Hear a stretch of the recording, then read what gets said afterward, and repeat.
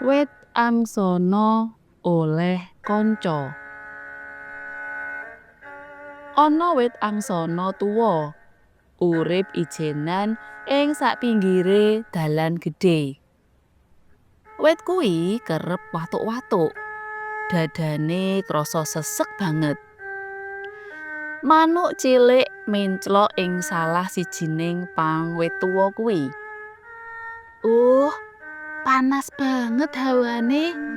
Apa aku oleh ngaso sedhela ing kene wit tuwa? Pitakone manuk prenjak kuwi. Wit angsana mantuk karo watuk-watuk. Manuk prenjak dadi mesakake ndeleng kahanane. Pancen wit angsana iku wis pirang-pirang taun manggon ing kono. Wiwit dalan kuwi isih rupa palemahan nganti saiki aspalan kaya saiki. Awake wit angsana wis padha cuwil kana kene. Pang-pange nganti ora ana godhonge. Yen pang-pangku kerep dikethoki, godhongku iso luwih subur.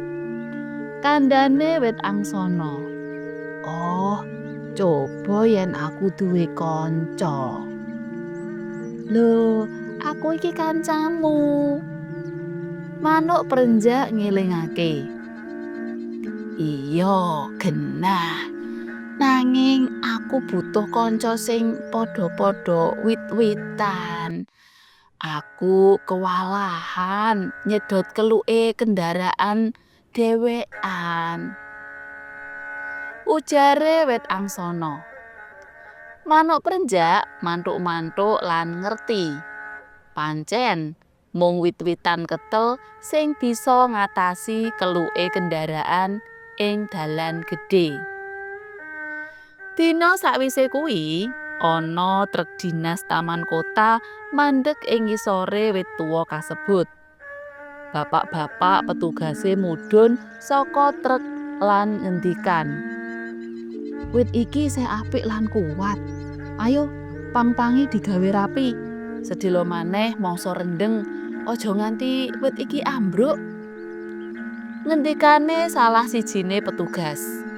Petugas liyane nambahi, "Ing kene panas lan kebak keluk kendaraan. Bebayani kanggo paru-parune menungsa." Idene Bapak Wali Kota pancen apik tenan. Atine wit angsana ora kepenak. Apa iya idene wali kota sing dikarepake mau? Bapak-bapak petugas enggal nyambut gawe. Ana sing ngethoki pange wit angsana kuwi. Ana sing ngemburake lemah ing ngisore wite. Petugas liyane gawe juglangan ing sapinggire dalan. Kanggo apa ya? Wit tuwa kuwi merem. Dheweke wedi. Gek bakal ana apa ya? Dheweke merem terus nganti ora krasa keturon. Wit angsana, ayo tangi. Manuk prenjak bengak-bengok. Wiwit mau turu terus, kae gelengen kekarepanmu wis nyata. Wit angsana mulet lan buka matane. Dheweke kaget nalika ndeleng mengisor ing kono wis akeh tanduran penghijauan kaya upamane sansevieria, akasia, matoa, bungur, cemara bundel, johar, kiara paying, ki hujan, maoni, palem putri, palem raja, tanjung, lan maneka rupa liyane maneh. "He, wit angsana, piye kabare?" Sapane tanduran sansevieria. Wit angsana mesem marang tanduran endah ing ngisore kuwi. Wit angsana banjur noleh ngiwa nengen.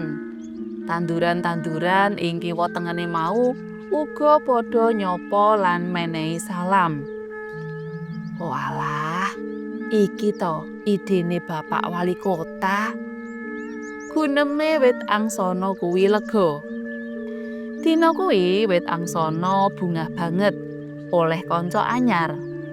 Sing luwih penting, kabeh wit-witan lan tetanduran ing pinggir dalan gedhe kuwi bakal bareng-bareng ngatasi masalah polusi udara sing gawe seseke dodo. Cutha.